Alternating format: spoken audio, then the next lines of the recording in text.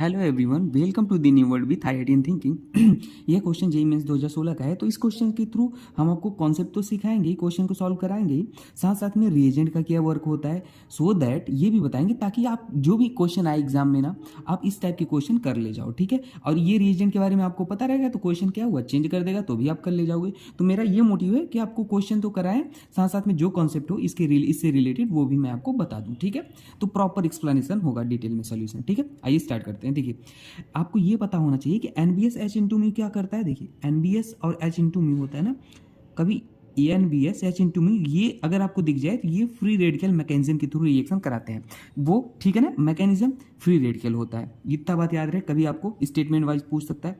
अब देखिए, जनरली ये क्या करेगा ना, ये एलाइलिक पोजीशन पे ना, एलाइलिक पोजीशन क्या होता है, देखो मान लो डबल बॉन्ड के जस्ट बगल वाले कार्बन पे, डबल बॉन्ड के बगल वाला कार्बन कौन सा हुआ, ये वाले, इस पोजीशन पे क्या कर देता है, ब्रोमीन को ऐड कर, ब्रोमिनेशन करा देता है। मतलब इस पोजीशन पे हमारा आके ब्रोमीन जुड़ जाएगा। मैंने हाइड्रोजन नहीं बनाया, आप कंफ्यूज नहीं होना। ठीक है, तो ब्रोमिनेशन कर देता है, सिंपली ये बात है। तो देखिए यहाँ पे अब आपको क्या करेगा, अब देखिए ये तो मैंने डायरेक्ट प्रोडक्ट बना के बता दिया। यहाँ पे ये रेडिकल जनरली क्या करता है, मैंने बोला ना फ्री रेडिकल मैकेनिज्म के थ्रू ये रिएक्शन होती है, तो ये रेडिकल फॉर्मेशन करता है। तो देखो यहाँ पे दो पोजीशन है एलाइलिक, कौन कौन सा है, देखो मैं दोनों बनाता हूँ ताकि आपको ज़्यादा आसानी से और बेहतर तरीके से चीज़ें समझ में आए। देखो यहाँ पे पहला एलाइलिक पोजीशन ये है, ठीक है, यही है ना भाई, डबल बॉन्ड के बगल कार्बन ये है।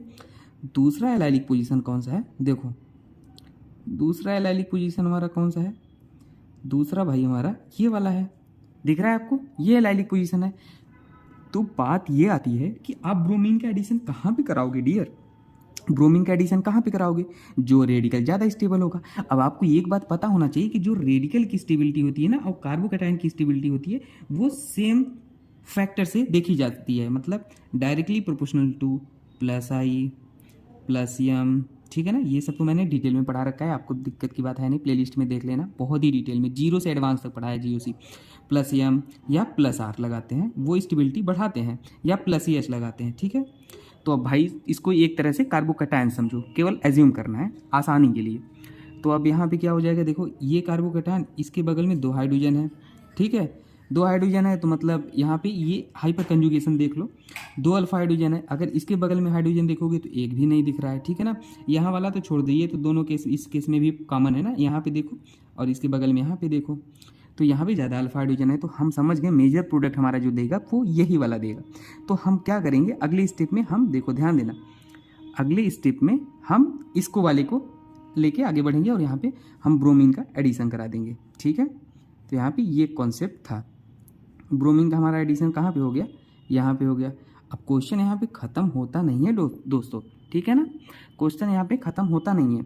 अब अगले स्टेप में हमको ये भी दिया था H2O और K2CO3, तो देखो ये हमारा क्या कर देगा, H2O था और क्या था K2CO3, या एक्वस KOH भी दे सकता था।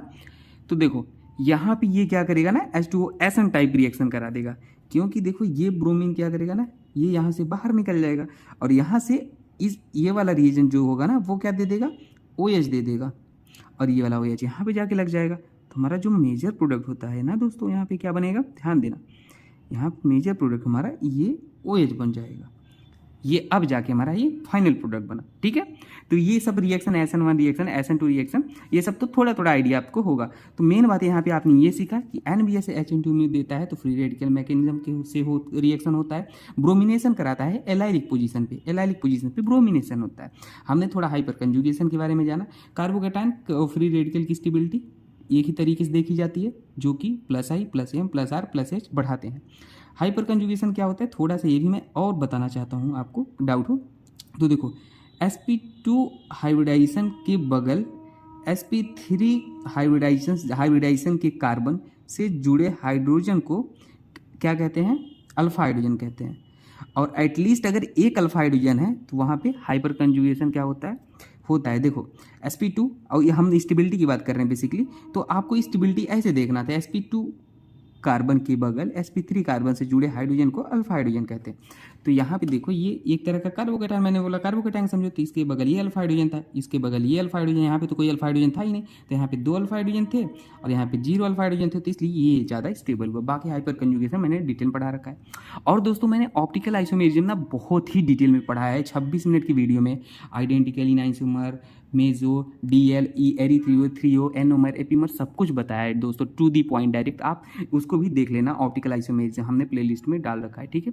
बाकी कुछ डाउट होता है तो आप कमेंट सेक्शन में पूछ लेना। बाकी मिलते हैं नेक्स्ट वीडियो में दोस्तों। Okay, thank you.